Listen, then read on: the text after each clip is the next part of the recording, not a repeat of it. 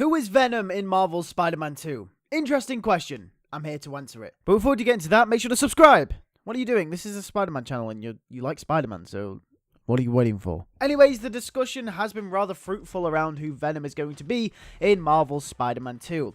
And I really wanted to make a video discussing who I think Venom will be in the game. There has been much speculation, even at the Summer Game Festival where they revealed the release date. Insomniac confirmed that Eddie Brock isn't going to be Venom, and the big mystery surrounding this game is going to be the reveal of who Venom actually is. They also mentioned that they've kept everything we love about Venom, but there is also going to be an element of originality to the story as well. So without further ado, in this video I have my top 3 picks for who I think Venom could be in Marvel's Spider-Man 2. Let's go. By the way, I'm going to be going in least likely to most likely options, so yeah, just don't shout at me for this first pick. Number 1, Peter Parker. Yes, I know the concept art for the game release showing Peter and Miles fighting Venom, but let's ponder this thought for one moment. Insomniac are known for faking out and not really revealing stuff straight away, so there is a big chance that that piece of concept art could be designed purely to throw people off, but I think that's overthinking it too much, but still, there's a chance it could be. Also, in the gameplay footage from Marvel's Spider-Man 2 towards the end, Miles tells Peter when he's about to go after the lizard that he has big teeth, and Peter proceeds to say this. He's mine. You sure? He's got big teeth. So do I.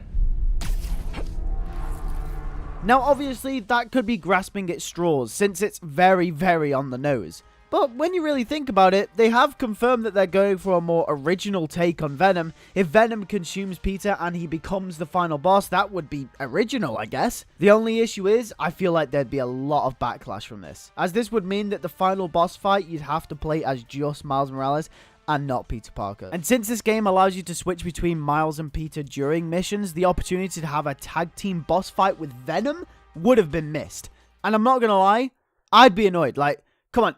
Who wouldn't want that? A tag team boss fight against Venom sounds really, really cool. Like, come on. Anyways, yeah, I don't think that it'll be Peter, but since he's been a candidate that people have been throwing around in the ring for a potential Venom host, then I thought I'd put him in here. But anyway, this is where we start to really get serious. Number 2, Harry Osborne. Now, you guys will know that since the release of the first game, I have been a massive advocate of Harry Osborne becoming Venom. I've been saying it for the whole time. I think Harry Osborne is going to be Venom. But after much pondering and research, he's not actually my number 1 choice anymore, and I'll tell you why when we get to number 1. However, they are still really close in comparison with one another, but I do think that my number 1 pick might just scrape it in terms of the evidence that I've found. Either way, if they do decide to go with Harry Osborne as Venom, it would still be a great payoff. So how exactly would that play out? Well, we know he was seen with the symbiote at the end of the last game and at the end of Miles Morales as well.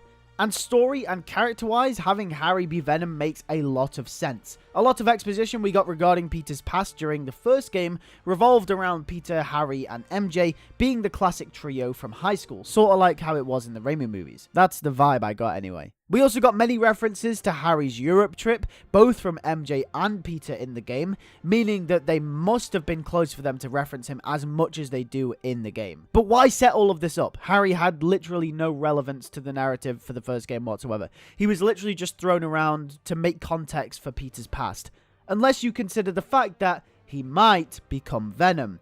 Imagine Peter having to fight his best friend as the final boss. That's gut-wrenching, man. As emotional as that fight will be, and as much as I would love for Venom to be Harry Osborne, I don't think he actually will be, for a multitude of reasons. And those reasons I have put together through evidence in the gameplay trailer and my own speculation. That's right, my number 1 pick is in fact Kraven the Hunter.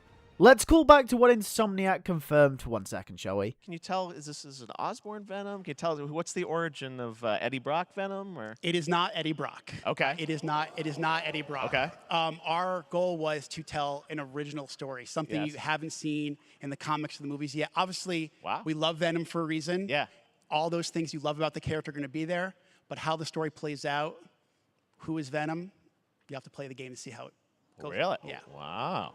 Okay. So yeah, it's going to be original. Harry Osborne has already been a host of Venom before, so that's not entirely original. Kraven the Hunter, however, would be as original as you could probably get. We know Kraven wants a hunt that is a challenge for him. Thus, hunting superpowered beings throughout New York City is basically his new thing. So we've got the Lizard, we have Peter, we have Miles, we have Black Cat, we have a bunch of other people that Kraven deems worthy of hunting. Now, I imagine that midway through the game, we will most likely have a boss fight with Kraven the Hunter. And I imagine this boss fight will be coming towards the end of his story, or at least the first part of his story, and I'll explain what I mean by that. We will most likely win this boss fight, but Kraven isn't done. He wants to win. He can't stand losing to both Spider-Men. His pride simply can't take it. And the reason why I think he will lose this boss fight is because you're going up against two Spider-Men, and Peter probably has the symbiote as well. Kraven has to lose at some point, let's be honest. And moving on, once Peter goes through his depressive episode, in which I reckon he will probably have to fight Peter in some sort of boss fight with Miles, he will end up taking off the symbiote, in which the symbiote's built-up aggression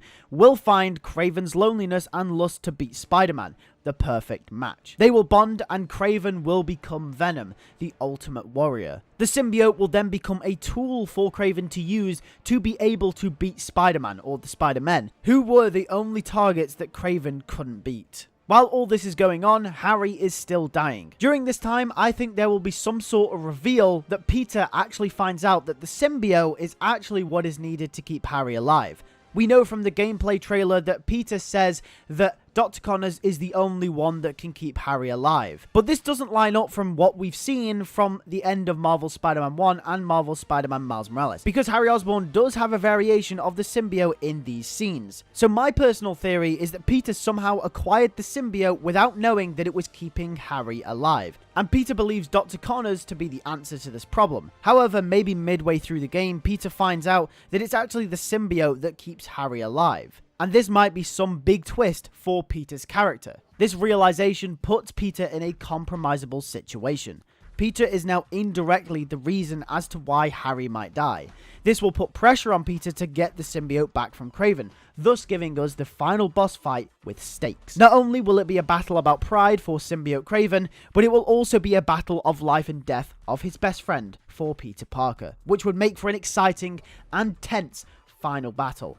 In the end, I reckon Harry will die, which will give birth to an opportunity for the Green Goblin in the third game. And it would also be a good driving force for Peter to do better as Spider-Man going forward in the next game as well. But without getting too ahead of myself, that is my basic premise for who I think Venom is in Marvel Spider-Man 2, regarding just all the other characters, what it would mean for certain characters, and how the story would actually play out. But either way, that is pretty much my picks for who I think Venom could be in Marvel Spider-Man 2. I threw Peter Parker in there because I thought it'd be interesting and quite original, but I do think it would either be Harry Osborn or it'll be Kraven the Hunter, because I think story-wise, stake-wise, emotionally driven, narratively-wise, I think that those two make the most sense. But let me know in the comment section down below. What do you think about this? Who do you think Venom is? I want to know all your thoughts in the comment section down below.